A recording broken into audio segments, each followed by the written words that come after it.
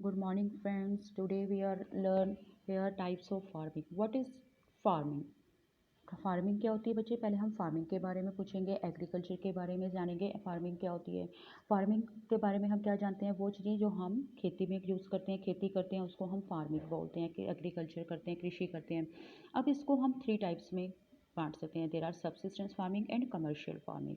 Commercial subsistence farming क्या होती है? सबसिस्टेंस फार्मिंग वो फार्मिंग होती है जिसमें हम छोटे लेवल पर हम खेती करते हैं। इसमें हम जो ट्रेडिशनल मेथड यूज़ करते हैं, low level of technology use करते हैं, हमारी जो लेबर होती है वो हाउस होल्ड ही होती है, हमारे फैमिली मेम्बर्स ही होते हैं, और स्मॉल आउटपुट होती है, इसकी जो प्रोड्यूस होता है वो small outputs, output means result.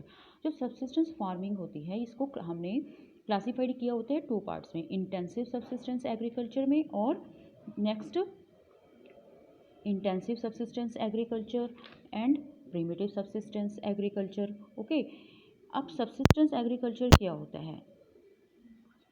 Intensive subsistence agriculture means farmer जो है, वो किसान जो है, वो एक छोटे से ज़मीन के टुकड़े के ऊपर खेती करता है और सिंपल से औजार लगाता है, थोड़ी सी लेबर यूज़ करता है और उसके ऊपर अपनी अपनी ज़रूरत की जितनी भी उसकी ज़रूरत होती है उतनी ही वो उस पर जो है एग्रीकल्चर करता है। अब उसके बाद प्रिमिटिव सबसिस्टेंस एग्रीकल्चर क्या होता है? इसको हम 2 पार्ट्स में डिवाइड कर सकते हैं, शिफ्टिंग कल्टीवेशन में और नोमैडिक हार्डिंग में। और शिफ्टिंग कल्टीवेशन में क्या होता है? जब कोई किसान अपनी भूमि को, अपनी ज़मीन को 2 या 3 बार यूज़ कर लेता है और उसके बाद उसकी फर्टिलिटी लेस हो जाती है, तो उसको रिगेन करने के लिए, उसकी फर्टिलिटी को रिगेन करने के लिए कुछ टाइम के लिए वो लैंड को रेस्ट पार्ट में छोड़ देता है और खुद दूसरी लैंड में जाकर, मतलब दूसरी लैंड पे जाकर कल्टीवेट करने लगता है, शिफ्टिंग, इसको हम शिफ्टिंग कल्टीवेशन कहते हैं।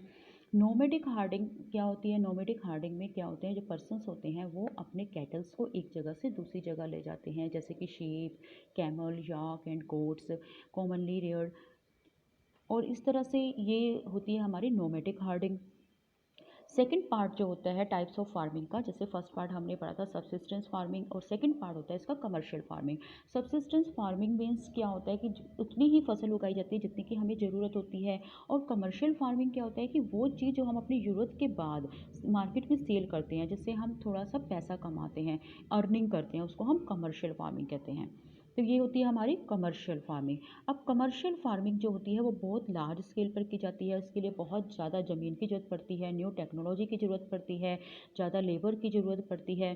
तो इस तरह से कमर्शियल फार्मिंग में जो है हम न्यू जो लार्ज स्केल पर चीज़ें यूज़ करते हैं, और उसके बाद जब हमारा आउटपुट, जब उसका रिज़ल्ट निकलता है, उसके बाद हम उसको मार्केट में, मंडी में ले जाते हैं और उसको सेल करते हैं, जिससे कि हम थोड़ा सा पैसा अर्न करते हैं, मनी अर्न करते हैं।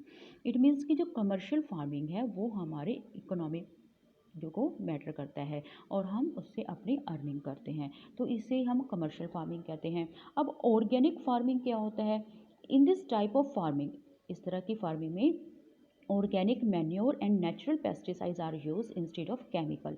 केमिकल की बजाय हम यहाँ पर नेचुरल पेस्टिसाइड्स और मैन्योर यूज़ करते हैं।